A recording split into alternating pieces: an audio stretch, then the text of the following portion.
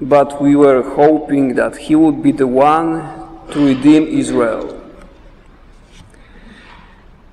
What do you hope from God?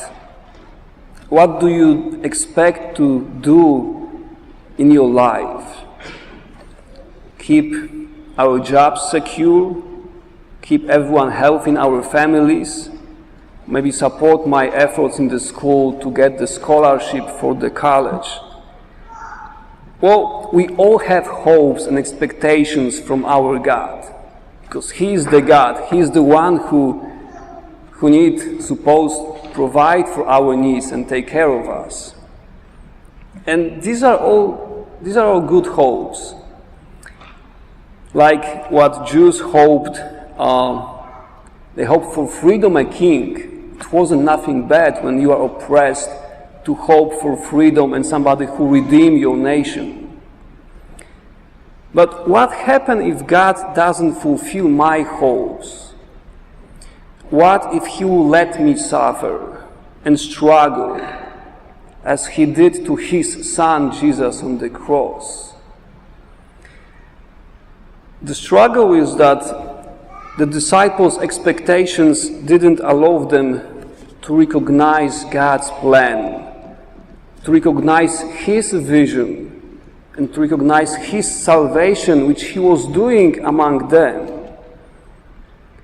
And they took all of it as a disaster. They are running to other village. Your hopes and my hopes are very important. Somebody got cold. It's the toy. Our hopes are important. But the risk is that Jesus may be doing something very amazing in our lives, like He did in Jewish life. But we won't see it because we will hope for something different. And we may find out in heaven how much Jesus was doing for us and how often we are mad on Him that He really did His job, that He let me suffer, let my family suffer, He didn't do many other things. We may be very surprised because what we hoped from Him may be something different what He offers, which from His point of view is what we really need.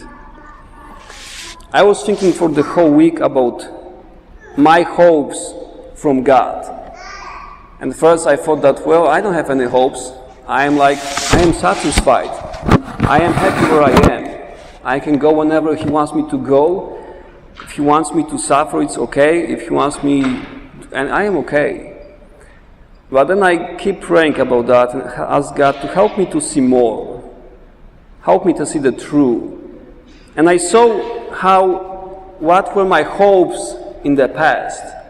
Like from my childhood, I was expecting from Him and hope that He will save me from suffering, from the all pain and being in the hospitals. And He didn't do it.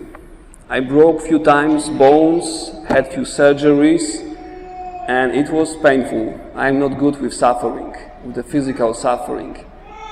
And so often I was mad on God that, why do you let me suffer so much? Why you cannot save me from that? You are the God. And it took me a long time to understand that the suffering has value itself. That through those difficult, painful events, He brought something good to my life. It wasn't wasted. It wasn't only disaster and plain suffering. He made it something better out of it. The second biggest hope I had was that He would save me from the car accidents when I would be driving. And it was in Poland many years ago when I was in the seminary there, that once I was driving to see my priest friend with another seminarian, and we were praying rosary, asking for safe trip, and after 20 minutes I hit somebody and I totaled the car. It wasn't my car. And I was so mad, like, God, we are praying rosary. Shouldn't you keep us safe? And then have to pay for the car, and I didn't tell my parents what really happened, because, it would be too bad. And I paid for the car a few years ago, and I was mad on God. Why didn't save me from that? It took me again a long time to see that maybe God saved me from something more dangerous on the way later. Or maybe He wanted to teach me something very important. How to be more careful, how to respect my life more. And I'm still learning this lesson. So He crushed my hopes in a very drastic way.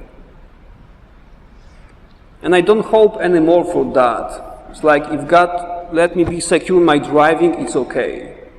If no, I know He has planned for that, and He is the God. But I see how those hopes which I had, they really didn't let me to see His action in my life. They were disturbing His works in my life.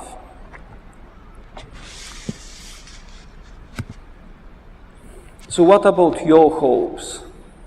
It may take some time to really find what is hidden deep inside, that I don't really talk about that to God. But I hope for those things. But remember that His ways aren't our ways.